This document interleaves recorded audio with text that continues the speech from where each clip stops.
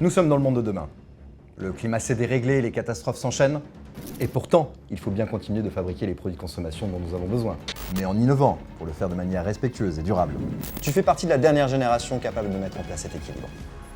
Alors, prêt à relever le défi? Réunis tes amis et entre dans le game de l'industrie.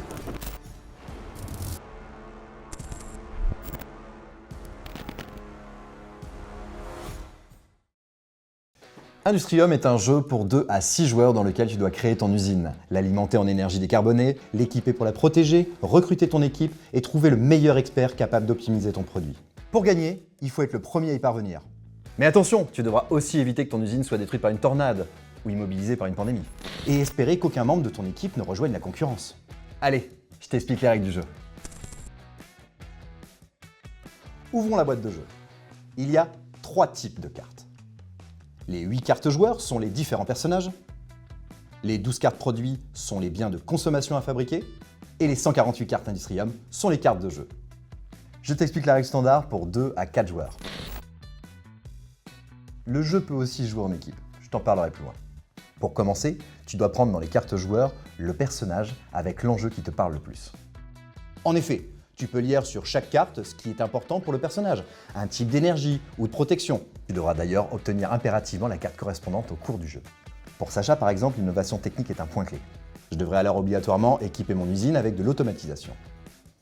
Iris, elle, se sent concernée par le développement du photovoltaïque. Je devrais donc nécessairement alimenter mon usine avec des panneaux solaires, et ainsi de suite. Chacun de tes amis choisit de même une carte joueur et la pose sur son jeu face visible. Mélange ensuite le tas de cartes produits face cachée. Tes amis et toi, vous en piochez chacun une au hasard, et vous en prenez connaissance secrètement. Cette carte t'indique toutes les cartes que tu devras collecter au cours de la partie pour fabriquer ton objet et gagner. Par exemple, si je pioche la casquette, je dois d'abord avoir une usine. Puis, il me faut de l'énergie, dans mon cas, des panneaux solaires. Il va falloir aussi que je protège mon usine avec un équipement innovant, pourquoi pas un data center. Je dois ensuite constituer mon équipe pour monter ma chaîne de fabrication et la faire fonctionner. Un designer produit, un ingénieur, un responsable logistique, un technicien automatisation, un opérateur de production et un contrôleur qualité. Et enfin, pour optimiser la fabrication de mon produit, je fais appel à un expert. Lis bien cette ligne car il y a 4 experts différents en fonction du type de produit pioché. Pour ma casquette, c'est le responsable du développement durable. Voilà, une fois que tu as pris connaissance de cette liste, tu peux poser cette carte face cachée sur ton jeu. Cette carte sera la dernière que tu devras révéler pour gagner. Bien sûr, tu pourras la consulter de nouveau tout au cours de la partie. Maintenant, nous allons voir comment réunir toutes les cartes que je viens de te montrer. Mais attention, ça ne sera pas aussi simple. Des menaces planent sur le jeu. Pour commencer à jouer, mélange les cartes Industrium et distribue-en 6 à chaque joueur face cachée. Puis pose le reste au centre de la table. C'est la pioche. Tu es le plus jeune autour de la table? C'est à toi de démarrer. Puis, dans le sens des aiguilles d'une montre. Lorsque c'est ton tour, libre à toi de piocher la face cachée de la pioche ou la face visible de la défausse. Tu as maintenant 7 cartes en main. À toi d'en jouer une, mais une seule carte.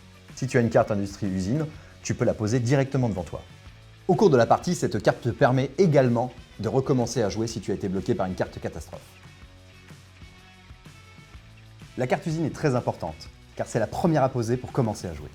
Les autres cartes, tu pourras les poser dans l'ordre qui t'arrange, mais seulement après. Tant que tu n'as pas obtenu de carte usine, conserve les cartes qui t'intéressent. Tu pourras les jouer plus tard. Si tu as une carte énergie, tu peux la poser directement à côté de ton usine, afin de l'alimenter en électricité. Il y en a 4 différentes. Et note bien qu'il y a un bonus. Si tu réussis à poser les 4 cartes énergie, panneaux solaires, parc éolien, centrale nucléaire et centrale hydraulique, sur ton jeu, tu peux, dès le tour suivant, piocher et poser 2 cartes au lieu d'une, et ce jusqu'à la fin de la partie. C'est un véritable accélérateur de jeu pour toi. Si tu as une carte protection, tu peux la poser à côté de ton usine, et ainsi la protéger des catastrophes. Chacune des protections te protège contre une seule catastrophe. Le data center contre les tornades, la gestion de l'énergie contre les blackouts, les bornes de recharge contre les pénuries d'essence et l'automatisation contre les pandémies. Pose le plus rapidement tes cartes protection. Comme ça, tu anticipes les attaques. Si tu as une carte catastrophe, tu peux la poser sur la carte usine d'un adversaire pour la rendre inopérationnelle et ainsi le stopper. Comme vu précédemment, il y en a donc 4 différentes. La tornade, le blackout, la pénurie d'essence et la pandémie. Si ton adversaire s'est déjà protégé d'une catastrophe, tu ne peux plus poser la carte correspondante sur son usine. De même, si l'usine d'un adversaire est déjà recouverte d'une catastrophe, tu ne peux plus l'attaquer. Attaque tes adversaires le plus tôt possible, pour qu'ils n'aient pas le temps de se protéger.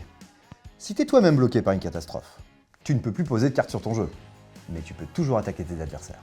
Alors n'hésite pas. Si tu as une carte équipe, tu peux la poser sur ton jeu, et ainsi commencer à constituer ton équipe. Tu n'es pas obligé d'avoir la numéro 1 pour poser la numéro 2 ou les suivantes. Mais au cours de la partie, tu devras impérativement poser les 6. Et enfin, si tu as une carte expert, tu peux la poser sur ton jeu après avoir vérifié qu'il s'agit bien de l'expert qui est indiqué sur la carte produit. On a le développeur logiciel, l'expert en sécurité sanitaire, l'ingénieur batterie et le responsable développement durable. Pour finir, il y a aussi 2 cartes, un peu de joker. Si tu as une carte embauche, tu peux la poser sur ton jeu quand tu le souhaites. Et tu la recouvres par une carte équipe, que tu vas directement piocher chez ton adversaire. Pratique quand il te manque un équipier que tu n'as pas réussi à piocher. Si tu as une carte recyclage, tu peux la défausser quand tu en as besoin pour jeter une ou plusieurs de tes cartes et en prendre des nouvelles dans la pioche. Avec la carte recyclage, tu peux changer tes cartes Industrium. Mais ni la carte joueur, ni la carte produit. Et bien sûr, si tu ne peux jouer aucune carte, jette-en une dans la défausse, face visible. Il est important de bien choisir la carte que tu jettes, car elle peut être choisie et jouée par le joueur suivant. Il te reste de nouveau 6 cartes en main. Ton tour est terminé. C'est au joueur à ta gauche de jouer. Le jeu se termine lorsqu'un joueur a réuni toutes les cartes obligatoires et retourne sa carte produit. Avant de retourner ta carte produit, vérifie bien que tu as posé toutes les cartes obligatoires notées sur celle-ci. Attention, si tu révèles ta carte produit alors que ton jeu est incomplet, tu seras éliminé. La partie continue pour les autres joueurs. Comme je t'en ai parlé au début de ce tuto, ce jeu peut également jouer en équipe. Pour cela, tes amis et toi devez former 2 à 3 groupes de 2 joueurs. Chaque groupe choisit 2 personnages, un chacun avec des enjeux différents. Un avec une carte énergie obligatoire, un avec une carte protection obligatoire. Pour vous en assurer, relisez bien vos cartes joueurs. Ensuite, la préparation du jeu se fait comme je te l'ai expliqué. La partie se déroule en suivant les règles standards. À chaque tour, tu peux poser une carte dans ton jeu ou sur le jeu de ton adversaire. Mais le plus, c'est que tu peux aussi choisir d'aider ton coéquipier. Tu peux poser sur son jeu une carte dont il aurait besoin et l'aider ainsi à réunir ses cartes obligatoires. Ou bien poser à côté de son usine une protection pour le protéger des catastrophes. Ou encore, si ton coéquipier est bloqué à cause d'une catastrophe, tu peux lui permettre de redémarrer en posant une carte usine. Et enfin, pour gagner, il suffit que l'un des 2 joueurs de la même équipe révèle son produit. Attention, il faut que le jeu soit complet. Industrium est un jeu dans lequel tu es véritablement acteur de ta partie. En dehors du hasard de la pioche, tu peux choisir de jouer plutôt attaque, défense, collaboratif. N'hésite pas à varier les stratégies au fil des parties. Industrium te propose de découvrir de façon immersive le monde de l'industrie en fabriquant un objet du quotidien. Grâce aux cartes, tu pourras apprendre les indispensables pour réussir ce défi, ainsi que les métiers impliqués. À la fin de la partie, lorsque toutes les cartes seront étalées, tu en auras un aperçu. Tu pourras en parler avec tes amis ou avec tes professeurs afin d'approfondir le sujet. Le plus, pour certains sujets abordés par le jeu, et grâce au QR code, ton enseignant pourra disposer de ressources utiles comme des kits pédagogiques téléchargeables directement en ligne. Quand il sera temps pour toi, sur le site internet du Gimélec, tu pourras te connecter à des plateformes pour trouver des stages. Industrium a été imaginé et conçu par le Gimélec et ses adhérents, qui veillent à allier attractivité, compétitivité et développement durable.